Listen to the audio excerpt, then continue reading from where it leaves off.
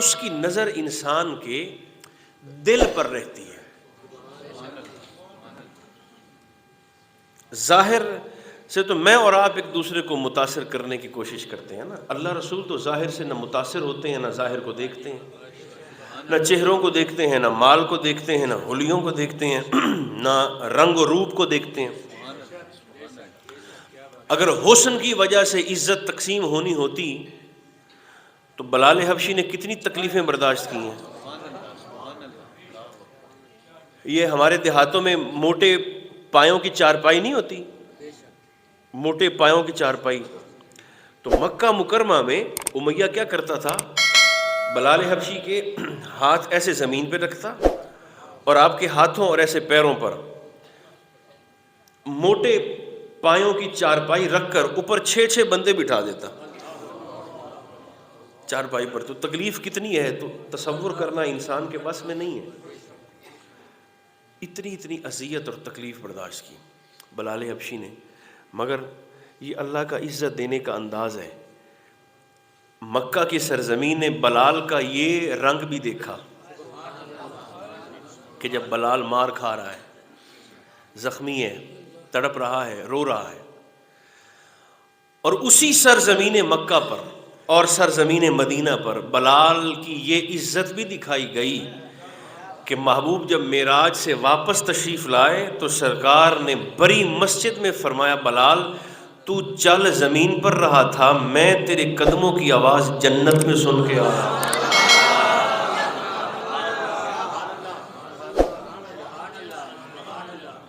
تو یہ اللہ کی حکمتیں ہیں، اس کی نظر انسان کے دل پر رہتی ہے۔ شکر ادا کرنے کا جو طریقہ ہے نا، آزمائشیں زندگی کا حصہ ہے، امتحان تو زندگی کا حصہ ہے۔ لوگ سمجھتے ہیں کہ بس ہمیں کوئی نہ چھیڑے، ہم سیدھا ہمارا نظام ایسے چلتا رہے۔ تو بھئی یہ امتحان گاہ ہے، ایسا نہیں ہونے والا۔ یہ دل میں بٹھا لیں، میں بھی اور آپ بھی بالکل اچھی طرح سے اپنے دل اور دماغ میں بٹھا لیں، امتحان آئیں گے، تکلیفیں آئیں گی، پریشانیاں آئیں گی، مجھے اور آپ کو آزمایا جائے گا۔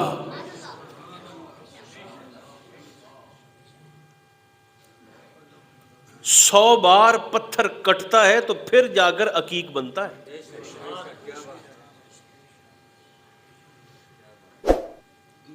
نامی بغیر مشقت کے کوئی نہیں ہوا، نامی بغیر مشقت کے کوئی نہیں ہوا، 100 بار پتھر کٹا پھر جا کر نگیں ہوا۔ 100 بار عقیق کٹا پھر جا کر نگیں ہوا۔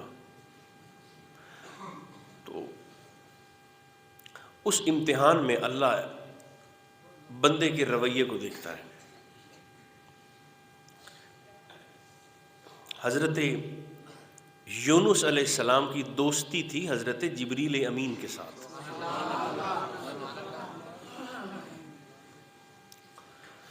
کیسی شاندار دوستی ہے۔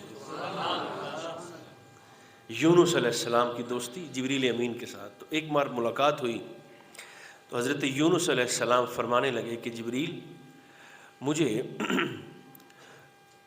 اس بندے سے ملاقات کرنی ہے کہ جو سب سے بڑا عبادت گزار ہے اس وقت زمین پر، سب سے بڑا عبادت گزار اور عابد ہے۔ تو آپ جناب یونس علیہ السلام کو وہاں سے دور مصر سے فلسطین کی سرزمین میں لے گئے۔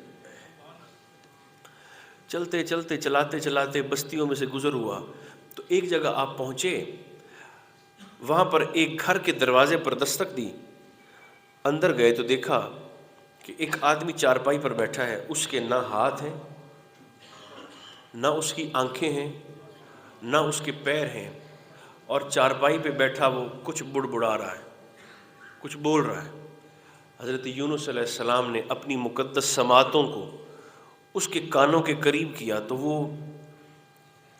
کہہ رہا تھا، اللہ تیرا شکر ہے۔ کیا کہہ رہا تھا؟ اللہ تیرا شکر ہے، الحمدللہ اللہ تیرا شکر ہے۔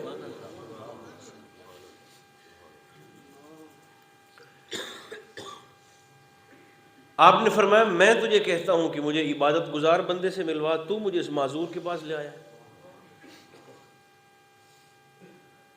اس نے کہا حضور یہ شخص وہ ہے جو اپنی معذوری کو جانتا ہے،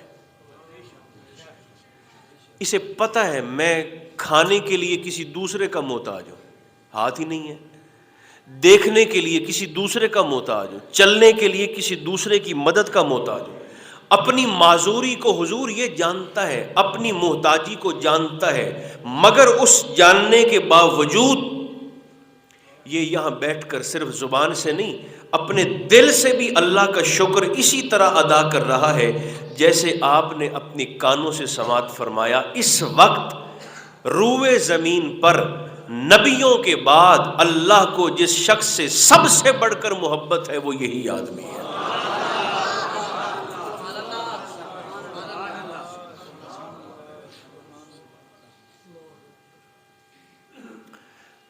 صرف پیسہ ہی نہیں ہوتا سب کچھ کہ پیسہ ہے تو پھر ہم کہیں کہ نہیں اب اللہ کا شکر ہے۔